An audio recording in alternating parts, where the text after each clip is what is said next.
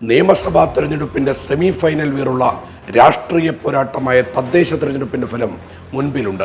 അപ്പോൾ സ്വാഭാവികമായും ഇപ്പോൾ നിയമസഭയിലേക്ക് ജനവിധി തേടിയാൽ ഇടതും വലതും എത്ര സീറ്റ് നേടുമെന്ന ചോദ്യമുയരും. അപ്പോൾ UDFന്റെ മുഖത്ത് തെളിച്ചം കാണും.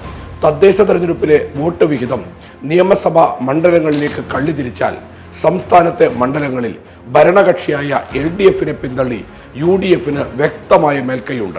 140-ൽ 83 മണ്ഡലങ്ങളിൽ UDF മുൻതൂക്കം നേടിയിരിക്കുകയാണ്. LDF 46 സീറ്റിലേക്ക് ചുരുങ്ങിയപ്പോൾ തിരുവനന്തപുരം ജില്ലയിലെ 3 മണ്ഡലങ്ങളിലാണ് NDA മുൻപിലുള്ളത്. 6 ജില്ലകളിലെ 8 മണ്ഡലങ്ങൾ ഒരു മുന്നണിക്കും മേൽക്കൈയില്ലാതെ ഒപ്പത്തിനൊപ്പമാണ്. നിയമസഭയിൽ നിലവിലെ കക്ഷിനില പ്രകാരം ഇടതുമുന്നണിക്ക് 98 സീറ്റാണുള്ളത്.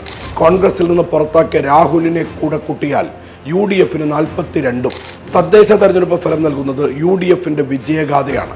അതാകട്ടെ അവകാശവാദങ്ങൾ ഉയർത്തുന്നുണ്ടെങ്കിലും UDF നേതൃത്വത്തിന് സങ്കല്പിക്കാൻ കഴിയുന്നതിനും അപ്പുറത്താണെന്നതാണ് യാഥാർത്ഥ്യം.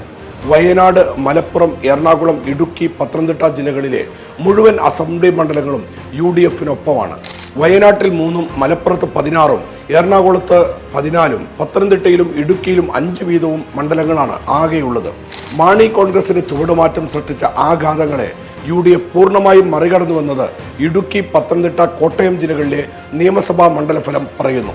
ഇടതുകോട്ടയായ കൊല്ലത്തും മണ്ഡലക്കണക്കിൽ LDFന് പിന്നിലാണ്. ജില്ലയിലെ 11 മണ്ഡലങ്ങളിൽ 6ഇടത്ത് UDF ആധിപത്യം സ്വന്തമാക്കിയപ്പോൾ 4ഇടത്ത് മാത്രമായി ഇടത് മേൽക്കൈ ചുരുങ്ങി. ചടയമംഗലത്താകട്ടെ ഒപ്പത്തിനൊപ്പം 2021 തെരഞ്ഞെടുപ്പിൽ 2ഇടത്ത് മാത്രമാണ് UDF വിജയിച്ചത്. കരുനാഗപ്പള്ളിയിലും കുണ്ടറയിലും.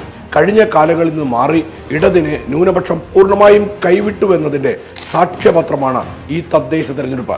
മുസ്ലിം ക്രിസ്ത്യൻ വിഭാഗങ്ങൾക്ക് മേൽക്കൈയുള്ള മണ്ഡലങ്ങളിൽ ഇടതുപക്ഷം നിലം തൊട്ടില്ല.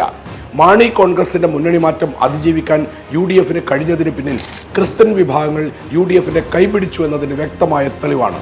ഇടുക്കി, പത്തനംതിട്ട, കോട്ടയം ജില്ലകളിലെ നിയമസഭാ മണ്ഡലം തെളിവായി മുൻപിലുണ്ട്. സമുദായ നേതാക്കളെ ഒപ്പം നിർത്തിയതുകൊണ്ട് വോട്ട് ലഭിക്കില്ലെന്ന ബാലപാഠമാണ് ഈ തദ്ദേശ തെരഞ്ഞെടുപ്പ് ഇടതിന് നൽകുന്ന സന്ദേശം. പുതിയ പാഠം പഠിക്കാൻ ഇടതുമുന്നണി തീരുമാനിച്ചു കഴിഞ്ഞു. ഇടം കിട്ടിയ ആവേശത്തിൽ UDF നിയമസഭക്കായി ഒരുങ്ങിക്കഴിഞ്ഞു. അപ്പോൾ കാത്തിരിക്കുന്നത് തീപ്പൊരി മത്സരമാകുമെന്നുറപ്പ്. 10 വർഷത്തെ കാത്തിരിപ്പിന് വിരാമമിടാൻ UDF.